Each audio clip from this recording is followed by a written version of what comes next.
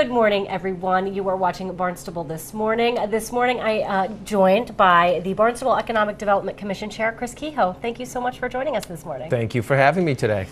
We've been doing this as part of our series, talking to all the board, committee, and commission chairs. We're glad to have you here. We get to know a little bit more about the Barnstable Economic Development Commission. Tell me a little bit about your role in the commission as chair.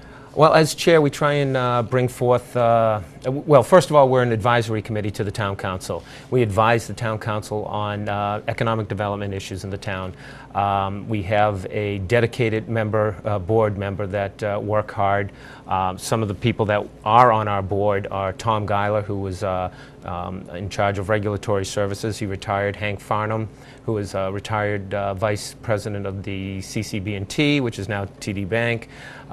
Myself, Alan Feltham, Hartley Johnson. Alan Feltham is an economics professor, retired. Hartley Johnson is a PR guy for a large Fortune 500 company, retired. So Jeff Craddock, who is a small business owner, Royden Richardson from the Cape Cod Commission. So we've got some really talented people that are on the commission. So important when you're talking about all kinds of different local issues and growth. I know you guys have dealt with several things recently. Wanted to talk a little bit more about your focus on regulatory issues. Why that focus at this point?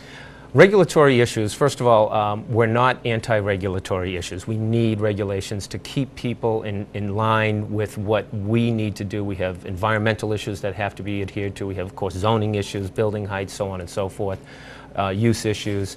And so what we're trying to do is look at the regulatory process and see where we can make recommendations to cut some of the red tape, make it more certain for businesses that they know when they come to the town of Barnstable that they're going to have a speedy process and a process that they can rely on and move forward to open their businesses or their nonprofits or whatever entity that they're looking for. So sort of looking at those issues, have you talked to any local businesses about what hiccups they may experience as they maybe try to open a new business or make an addition to a business? Those are the kinds of things I envision being tough regulatory processes.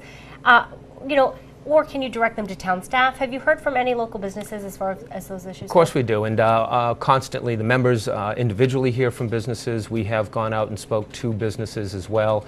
I can't, a lot of people, I think it's just that they don't know the process, and so they get bogged down. I think, again, if there's a certain step or the process is has a beginning and an ending, and I need to take step 1, 2, 3, 4 to get to the ending, I believe that's a lot of it.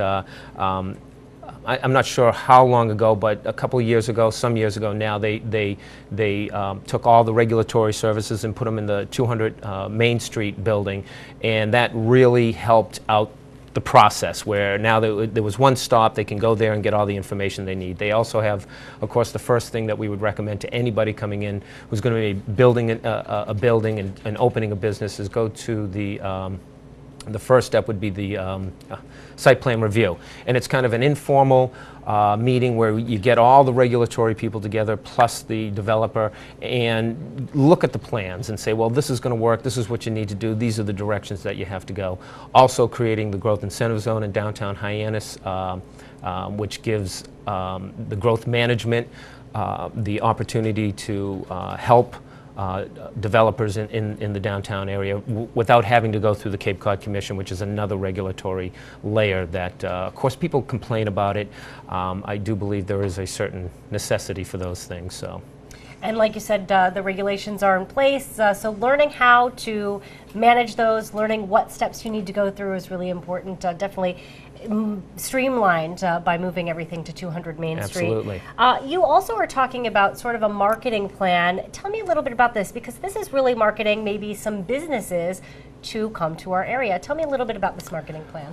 What we've done traditionally is put a lot of our eggs in one basket, not all our eggs, and that's changing. And taking the boat and trying to change the boat in another direction is sometimes a little more difficult. We've marketed towards the tourism economy, and we have a thriving tourism economy, and we've put very little money into the better paying jobs.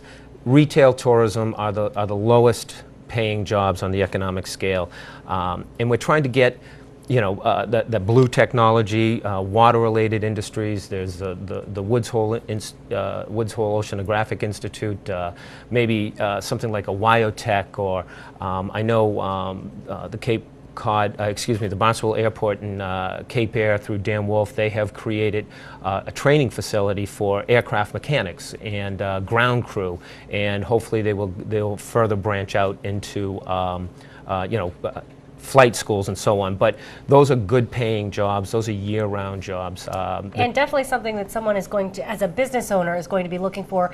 Am I going to have that trained staff if I come to the area? So definitely making sure that the local education facilities can provide that. Well, it's funny because, when you look at economic development, it touches all facets of life. Education is a huge, huge component of that. And one of a large reason why some of these larger tech firms or bigger companies won't come down to the Cape, first of all, infrastructure is an issue, but that can be overcome. Education level and or trained workforce, that's a huge issue, and that takes years to overcome. And I know the Cape Cod Community College is working to that end, and also the Barnstable school system is working to that end. So, and it's a combined effort, and the marketing plan will encompass talking to the colleges and the schools, and maybe creating a curriculum that's not based on hotel, motel, restaurant management, and maybe high-tech firm management or something like that. But it's funny, it's what comes first, the chicken or the egg. So, but I think we have to get our hands around something and work it. And so we're going to present a plan to the town council on what we believe they should do to start marketing the town for other than tourism industries. And definitely with Open Cape as well, more opportunities there for those kinds of technology-oriented positions. Absolutely, and the money, the millions of dollars that the town of Barnstable has spent on infrastructure improvement, just you can drive around downtown Hyannis and see. So we have a beautiful, beautiful place. We have the Arts and Culture District, and that's why people come here. Of course, we have the Deepwater Harbor. That's one of just a couple on the Cape. And of course, we have the two shores, Sandy Neck, all the beautiful beaches, all the recreational things. So we have a lot to offer, and we believe that some of these bigger firms, and they don't even have to be bigger firms, they can be smaller firms that come here with high-paying jobs. And so those are the things that we're going to be tackling over the next year or so. Great, and you just said next year. That was my next question. Where are you thinking is timeline? Is that your timeline, hopefully, with putting this together within the next year? Well, yeah, we're hoping to put it together this year, and with the regulatory service, that's going to take some time. And I think with Hank Farnham and Tom Geiler on board, I'll tell you, those two guys they know where all the skeletons are buried, if you will, and I think they have a good handle on the regulatory process and the history of the regulatory process, and I'm sure they'll come up with some great recommendations for the committee to look at and then pass on to the town council. So, looking forward to that. Exciting stuff happening for the Barnstable Economic Development Commission. Absolutely. Thank you so much. Chris Kehe is the chair of the Barnstable Economic Development Commission. For Barnstable This Morning, I'm Sara Mannal.